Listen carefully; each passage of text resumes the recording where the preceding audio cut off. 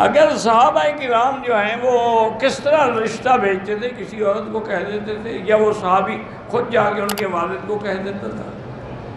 اسلام میں کیا شرم ہے؟ اسی لیے ایک دفعہ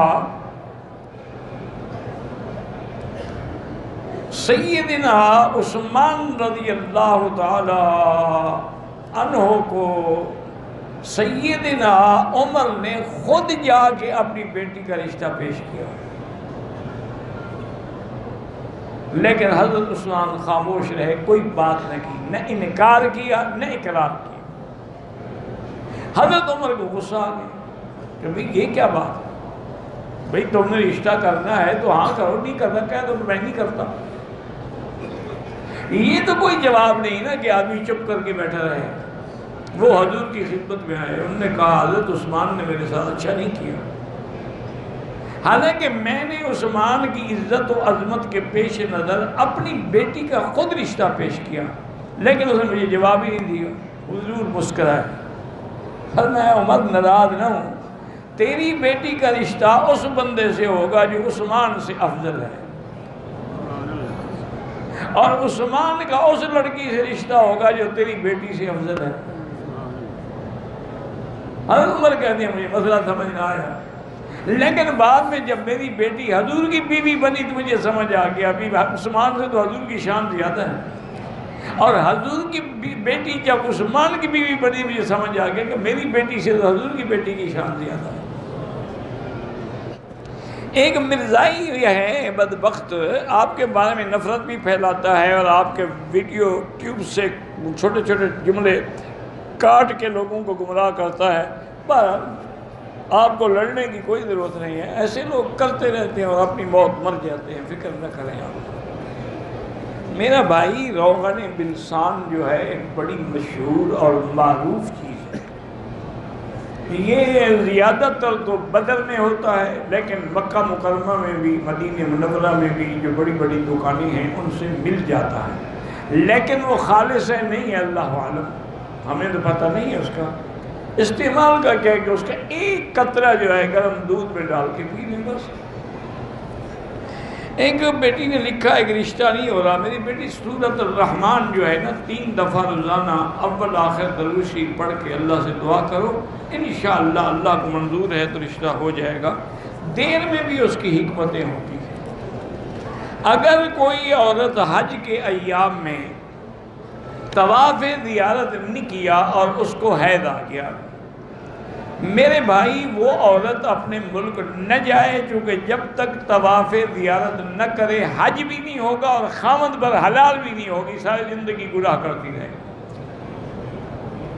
سیٹ آ گئی ہے تو کون سا مشکل مسئلہ ہے، سیٹ آگے کر دے۔ اگر کوئی بیمار ہو کے ہسپتال داخل ہو جائے وہ کیا کرے گا، اس کی بھی تو سیٹ آگے ہوگی نا۔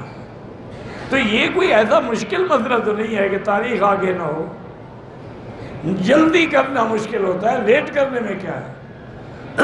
بالکل نہ جائیں، جب پاک ہو جائیں طواف زیارت کریں، پھر طواف وداع کریں، پھر جائیں۔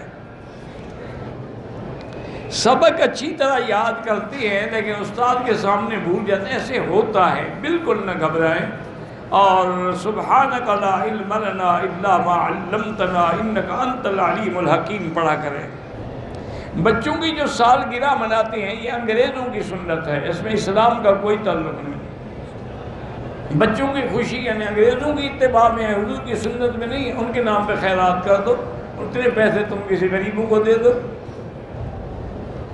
اگر پڑوسی سے 10 محرم یا 12 ربیع الاول کو بریانی آ جائے پھر وہ کون چھوڑتا ہے، لیکن نہیں کھانی چاہیے، ناجائز ہے۔ اپنے گھر کی حفاظت کے لیے کتا رکھ سکتے ہیں، شکار کے لیے بھی رکھ سکتے ہیں۔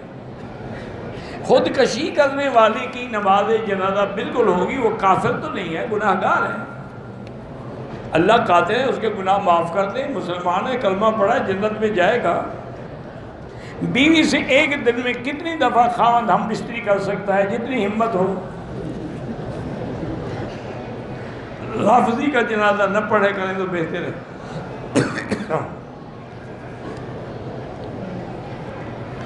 زمزم کے پانی میں ویسے تو کوئی پانی ملا لے، لیکن بہتر یہ ہوتا ہے جس کو ہدیہ دو تو خالص زمزم دو۔ اگر بندہ لین دین کے معاملے میں کلمہ پڑھ کے قسم کھا لے، پھر قسم پہ اعتبار کرو، جھوٹی کھائی ہے تو خود اللہ پکڑیں گے۔ حجر اسود کا بوسہ دینا سنت ہے۔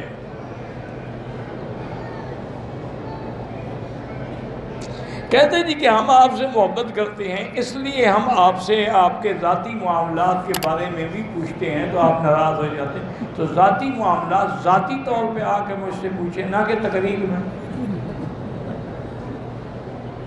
ٹیلی فون کر لیں، خود آ کے مجھے مل لیں، پوچھنے کا بھی طریقہ ہوتا ہے نا۔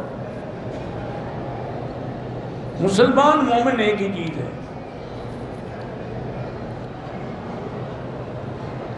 کوئی مستقل کرنے کے لیے ہمیشہ قرآن سے بڑا وظیفہ کوئی نہیں، پڑھا کرو۔ میں انڈیا سے ہوں، ڈاکٹر ہوں، میں پاکستان کے ایک انجینئر محمد علی مرزا کو سنتا ہوں، میں نہیں جانتا وہ کون ہے۔ باپ اپنی جائیداد میں سے تیسرا حصہ مسجد وغیرہ مدرسوں کو خیرات کر سکتا ہے۔ اگر میں نے اپنی بیوی کو ایک طلاق دے دی ہو تو 2 گواہوں کے سامنے رجوع کر دو کہ جی میں نے رجوع کر لیا ہے، بس۔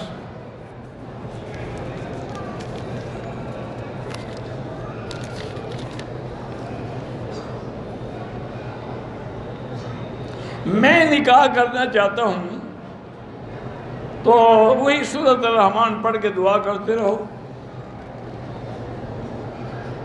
عرفات جانے سے عمرہ واجب نہیں ہوتا، عرفات میقات نہیں ہے، حرم کے باہر ہے۔ شیطانی وساوس بہت آتے ہیں، لا حول زیادہ پڑھا کرو، 12 جوتے اپنے ساتھ رکھو۔ الوداعی طواف جو ہے عمرے میں ہوتا ہی نہیں، دم کیا پڑے گی؟ عصر کے بعد طواف کریں تو اس کی 2 رکعت مغرب کے بعد پڑھیں، عمرے سے زیادہ طواف کرنا بہتر ہے۔ 25 سال سے اولاد نہیں ہے، بہرحال آپ پہلے دونوں اپنا چیک اپ کراؤ، اس کے بعد پھر اگر ٹھیک ہو تو پھر وظیفہ پڑھو نا، اگر وہ جراثیم ہی نہیں ہے تو وظیفے پڑھنے سے کیا ہوگا؟ علاج کراؤ۔ منت مانگ کے عمرہ کر سکتے ہیں؟ ہاں کر سکتے ہیں۔ مکے میں ایک عمرے کے بعد اور عمرے کریں تمہاری مرضی ہے، لیکن طواف زیادہ افضل ہے۔ ہر رکعت میں اگر آپ خود پڑھ رہے ہیں سورۃ فاتحہ بسم اللہ پڑھیں گے